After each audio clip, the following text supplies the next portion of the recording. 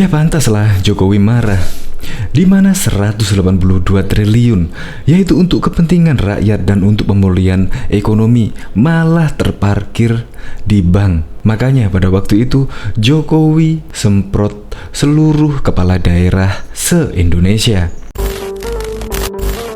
Transfer dari pusat ke daerah itu tidak dibelanjakan, tapi ditaruh di bank. Ini yang menyebabkan nanti mengerem laju pertumbuhan ekonomi ya di sini. Hati-hati, akhir Maret saya lihat di perbankan daerah ada 182 triliun. Tidak semakin turun, semakin naik. Naik 11,2%. Artinya tidak segera dibelanjakan. Gimana pertumbuhan ekonomi di daerah mau naik kalau uangnya disimpan di bank?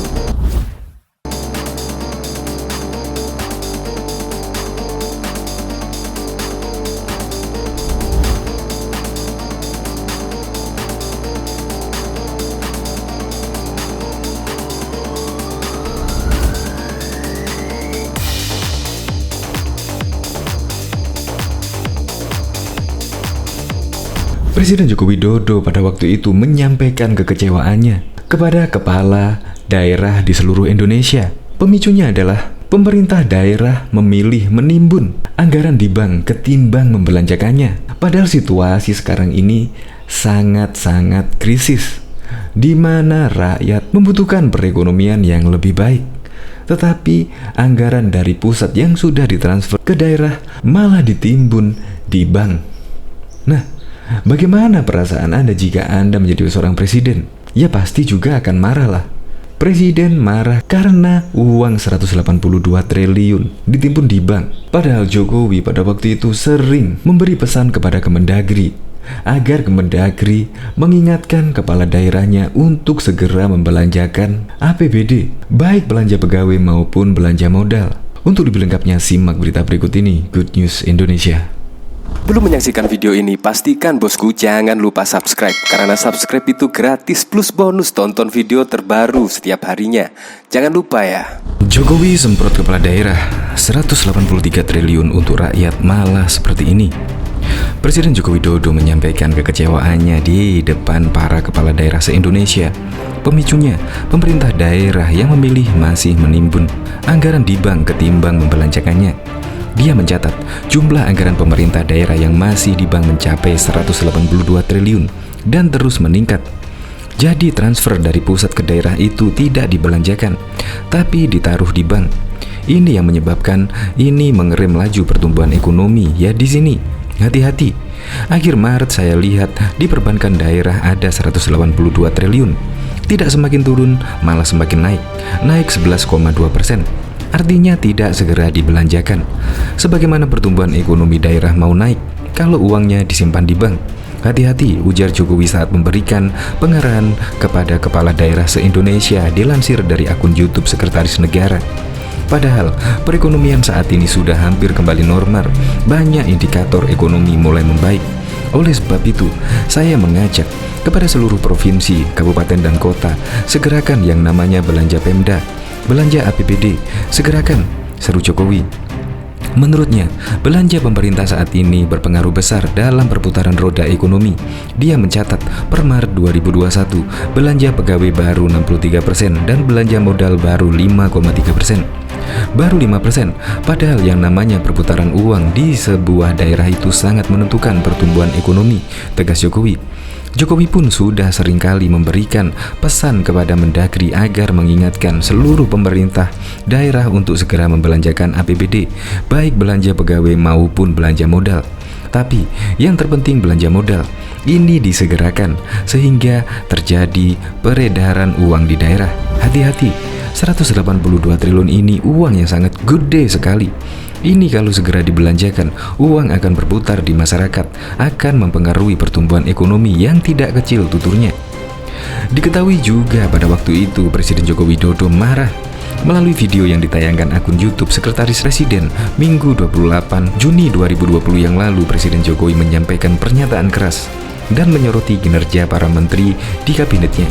Video tersebut berisi pidato pembukaan Jokowi pada sidang Kabinet Paripurna di Istana Negara, Jakarta, Kamis 18 Juni 2020. Presiden bahkan mengeluarkan ancaman perombakan atau reshuffle kabinet. Jokowi menilai para menterinya tidak memiliki sense of crisis di tengah situasi pandemi ini. Seperti diberitakan Kompas.com Senin 29 Juni 2020 yang lalu, Jokowi membuka pidatonya dengan nada tinggi. Ia tampak berang lantaran banyak menterinya yang masih menganggap situasi pandemi saat ini bukan sebuah krisis. Saya lihat masih banyak kita ini yang seperti biasa-biasa saja. Saya jengkelnya di situ. Ini nggak punya perasaan. Suasananya ini krisis, ujar Jokowi. Jokowi lantas menyampaikan ancaman reshuffle bagi menterinya yang masih bekerja biasa-biasa saja. Langkah ekstraordinari ini betul-betul harus kita lakukan. Dan saya membuka yang namanya entah langkah politik, entah langkah kepemerintahan akan saya buka. Langkah apapun yang ekstraordinari akan saya lakukan untuk 267 juta rakyat kita, untuk negara, ucap Presiden. Bisa saja membubarkan lembaga, bisa saja reshuffle, sudah dipikirkan kemana-mana saya. Entah buat perpu yang lebih penting lagi kalau memang diperlukan. Karena memang suasana ini harus ada. Suasananya ini jika Bapak Ibu tidak merasakan itu, sudah, lanjut Jokowi. Dosen ilmu komunikasi Universitas Muhammadiyah Yogyakarta, Fajar Junaidi menilai, kemarin Jokowi adalah puncak dari kejengkelannya terhadap para menteri yang dinilai tidak kompeten dalam bekerja. Sebenarnya, ada beberapa menteri yang sejak awal krisis sudah tidak memiliki sign of crisis. Kita tentu ingat sikap denial dari Menteri Kesehatan yang menolak permodelan masuknya pandemi ini ke Indonesia yang disampaikan oleh Universitas Harvard, kata Fajar saat dihubungi Kompas.com Senin 29 Juni 2020 yang lalu. Pembentukan gugus tugas percepatan penanggulangan ini sebenarnya bisa dibaca sebagai ketidakpercayaan Presiden kepada Menteri Kesehatan. Kita lihat, Menteri Kesehatan jarang berbicara kepada publik, ujarnya. Selain itu, Fajar menilai Jokowi juga jengkel lantaran ada menteri yang membuat pernyataan publik yang menunjukkan tidak menguasai pemetaan masalah. Kita ingat saat Mendikbud menyatakan kekagetannya bahwa di daerah ada siswa yang tidak ada akses internet untuk pembelajaran. Pernyataan seperti ini kan menunjukkan bahwa menteri tidak menguasai pemetaan masalah, kata Fajar. Ada pula kebijakan kartu prakerja yang memantik kontroversi. Menurut Fajar, seharusnya Menteri Tenaga Kerja yang bersuara mengingat banyak pekerja yang terancam kehidupannya. Tapi kita tidak melihat dengan jelas bagaimana kebijakan menterinya, kata Fajar. Fajar mengatakan ada pula menteri yang dinilainya tak baik dalam mengelola komunikasi publik.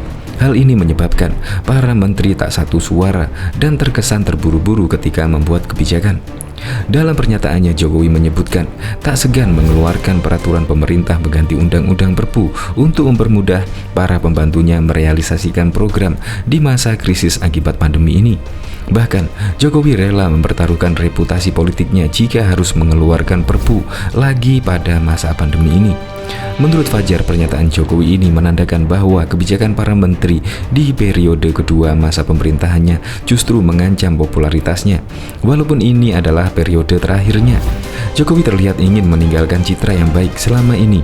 Jokowi dikenal karena pencitraan yang sukses oleh tim suksesnya selama masa kampanye dan periode pertama di kepemimpinannya. Public relation-nya berhasil, jelas Fajar.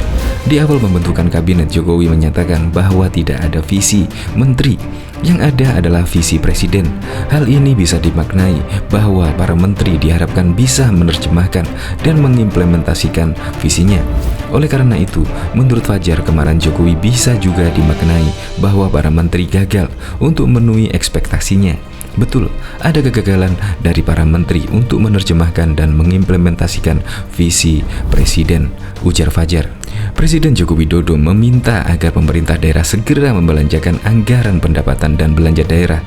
Jokowi menyebut bahwa belanja APBD masih belum besar karena dana tersebut tidak dibelanjakan, melainkan terparkir di Bank Pembangunan Daerah (BPD). Ini menyebabkan mengerim laju pertumbuhan ekonomi ya di sini. Hati-hati, akhir Maret saya lihat di perbankan daerah ada 182 triliun. Tidak semakin turun malah semakin naik. Artinya tidak segera dibelanjakan. Gimana pertumbuhan ekonomi daerah mau naik kalau uangnya disimpan di bank? Ucapnya saat memberikan pengarahan kepada seluruh kepala daerah di Istana Negara seperti dikutip Kamis 29 April 2021.